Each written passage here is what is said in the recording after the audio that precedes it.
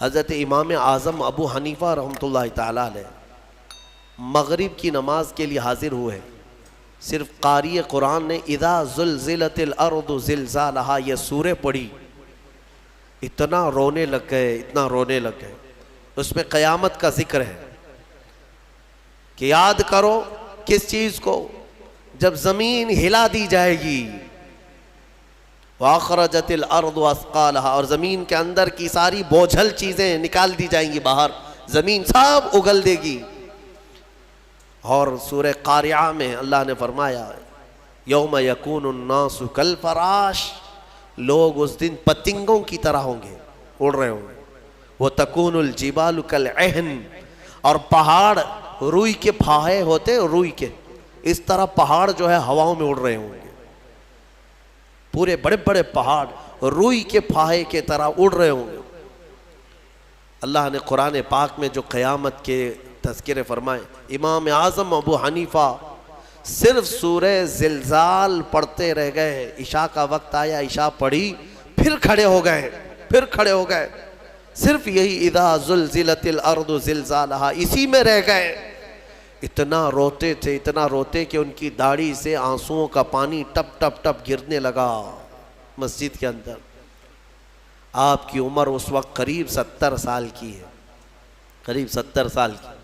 میں بتاتا ہوں، جس امام اعظم نے 4000 ختم قرآن کیے ہیں، 5 لاکھ حدیثیں انہیں یاد ہیں، 1000 سے زیادہ بڑے بڑے محدث شاگرد پیدا کیے، اور لاکھوں مسائل کا حل بیان کر دیا، امت پر اتنا بڑا احسان ہے۔ وہ امام اعظم ایک سورہ پڑھ کر کے رات کے وقت کیا کہہ رہے ہیں جانتے ہیں؟ ان کے ایک شاگرد ہیں مسعر، وہ کہتے ہیں میں رات کے وقت جا کر دیکھا میرے استاد ابھی تک کھڑے، مغرب میں جو گئے تھے ابھی تک کھڑے۔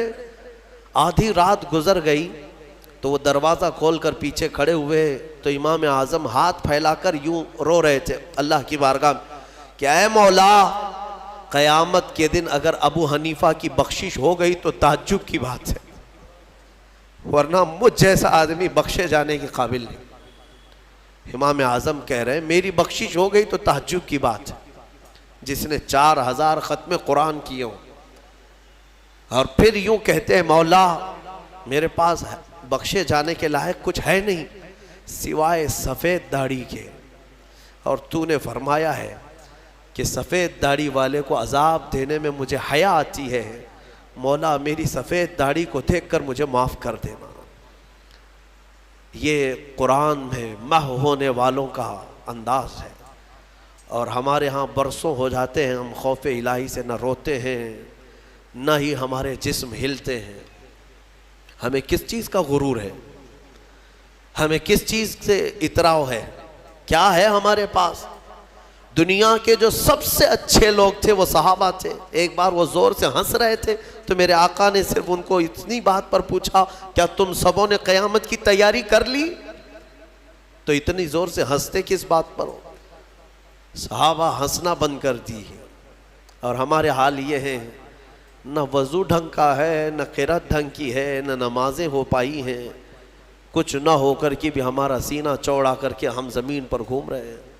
اللہ کے خوف سے لرز جاؤ، اور قرآن عظیم کی تلاوت جو بندہ کرتا ہے کثرت سے، اللہ تعالیٰ کا وہ ایسا محبوب ہوتا ہے، ایسا محبوب کہ آپ دیکھنا موت کے وقت بھی اس کے چہرے پر نور طاری ہو جاتا ہے، ہاں اس کے لبوں پر مسکراہٹ ہوگی۔ قرآن کثرت سے پڑھنے والے کی روح آسانی سے نکالی جاتی۔ امام احمد بن حنبل بڑے امام ہیں، فرماتے ہیں نزا کیا وقت تھا ان کے، اور اس وقت سے کوئی باہر آتا نہیں، لیکن اللہ تبارک و تعالیٰ جسے چاہے موت کے منہ سے نکالے۔ ان کے ساتھ ایسا ہوا کہ قریب موت کا وقت آ گیا، اور سانس جو ہے پھڑکنے لگ گئی، ہلکی ہلکی ہو گئی، لگتا کہ اب روح نکلے گی، تب روح نکلے گی۔